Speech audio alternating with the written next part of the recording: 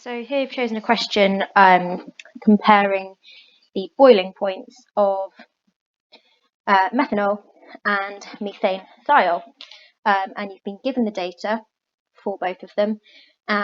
What we can see is that methanol is higher, okay, and this is the lower of the two boiling points. Now, whether or not you know anything about the intermolecular forces present in these two compounds, which of those two compounds would you therefore assume has got the stronger intermolecular forces between molecules? Well, hopefully you would say methanol. Okay, so stronger intermolecular forces between molecules. And we know that if they are stronger, okay, so a comparison there, they're going to require more energy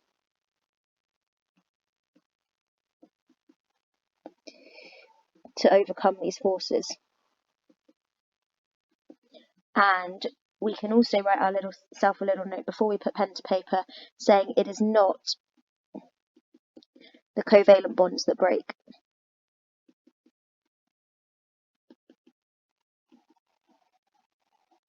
And perhaps what we just want to do is just go back to sort of our year 7 sort of particle model, whereby we know that particles in a liquid and a gas, okay, so liquid, they're much closer together, slightly touching but able to move freely, whereas in a gas, they're very far apart. And what has happened as it's reached its boiling point is that, and I'll draw these sort of in green perhaps, these sort of intermolecular forces that are holding the molecules together are being overcome, and they are essentially enabling it to turn from the liquid phase into the gas phase. And it's not the covalent bonds within the molecule that break. Okay, let's put here intermolecular forces. So what we need to do now is identify the types of intermolecular forces present. And given what you know from just reading the question in terms of intermolecular forces, we know that this cannot be, okay, well, it can't be metallic, okay, because there's no metals present. We've got carbon, hydrogen, oxygen, and sulfur. And it cannot be ionic. Okay, the difference, well, ionic substances don't exist as molecules, and also we should be able to recognise from these formulae that these aren't ionic compounds. Again, we would require typically a metal and a non-metal for something to be ionic. And then we question, okay, well, why not giant covalent? And if you remember from our last video, again, these are not or don't have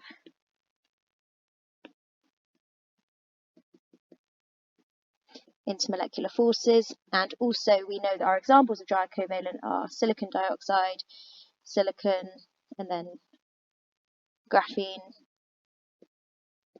graphite, and diamond. So we know we here got to be talking about simple molecular substances. So I'm just going to bring you across here. So what do we know about simple molecular substances? Okay, we know that the three types of intermolecular forces are van der Waals, dipole-dipole, and hydrogen bonds. And we know from our prior knowledge that hydrogen bonds only occur when we've got a really electronegative oxygen, nitrogen, or fluorine directly bonded to a hydrogen and a lone pair of electrons.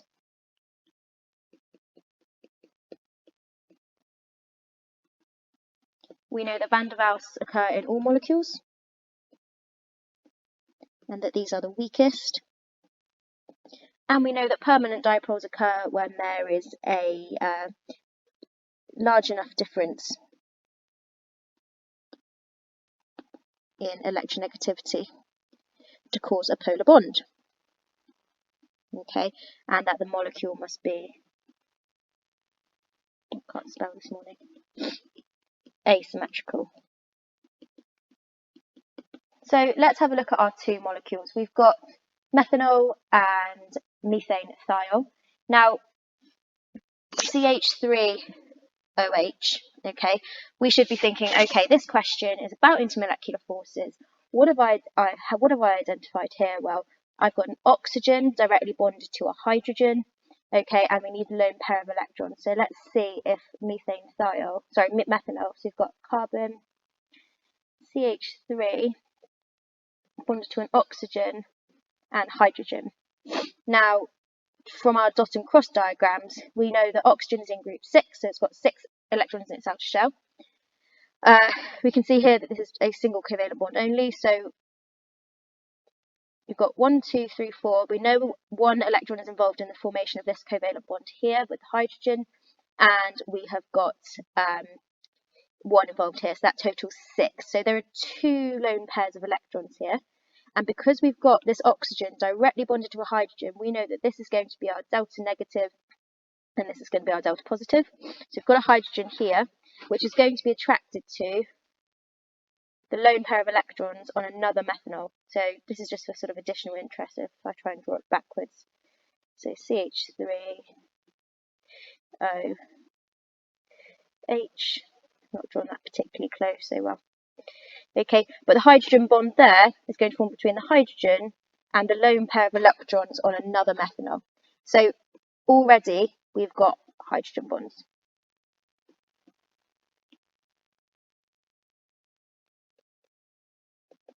Now, although you may not have come across the structure of methanethiol, okay, it gives you the formula here, CH3SH. Now, sulfur is also in group 6, so we would assume that it's got a similar structure.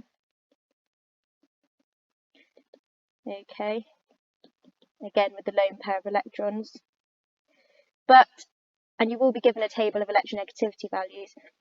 Carbon is approximately, let me have a look quickly. Carbon is 2.55, sulfur 2.58. So we've got carbon 2.55, sulfur 2.58, hydrogen 2.1. So there's no significant difference in electronegativity here.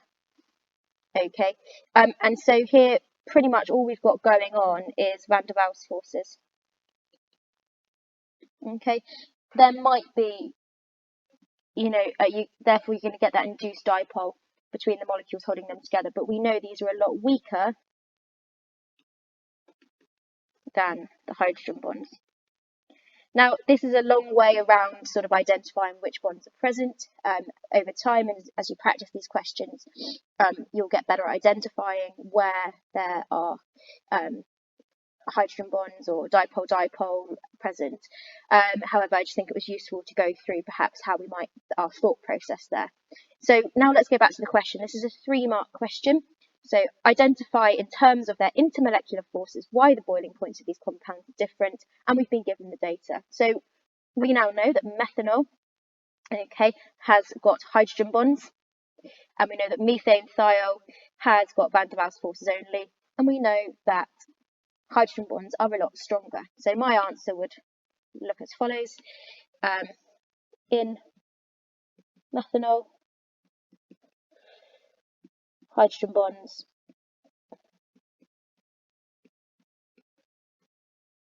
act between neighbouring molecules.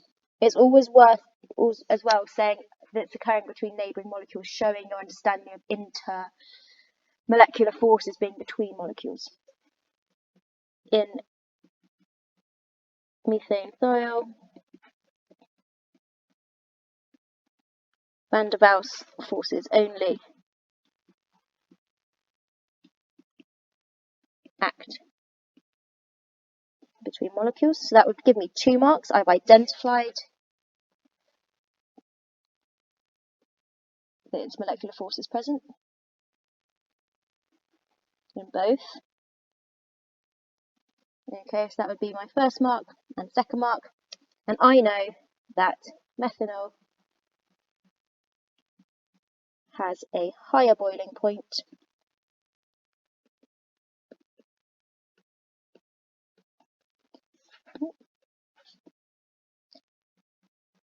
because hydrogen bonds are stronger, okay, so that comparison there, than van der Waals. I know that when I would have answered this question, I would have continued that just to say this means more energy is required to overcome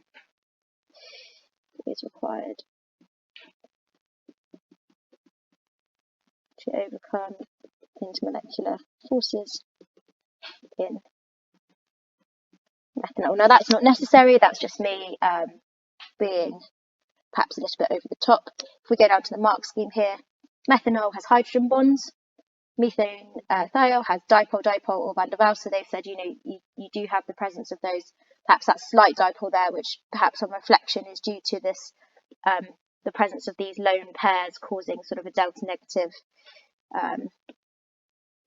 charge over there. Okay, but van der Waals is fine. And then hydrogen bonds are stronger, or the strongest intermolecular force.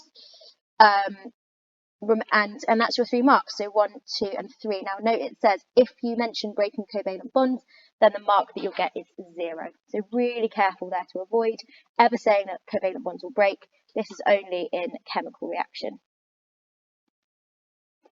Okay. So I hope that helps. Let me know if there's anything I can answer for you.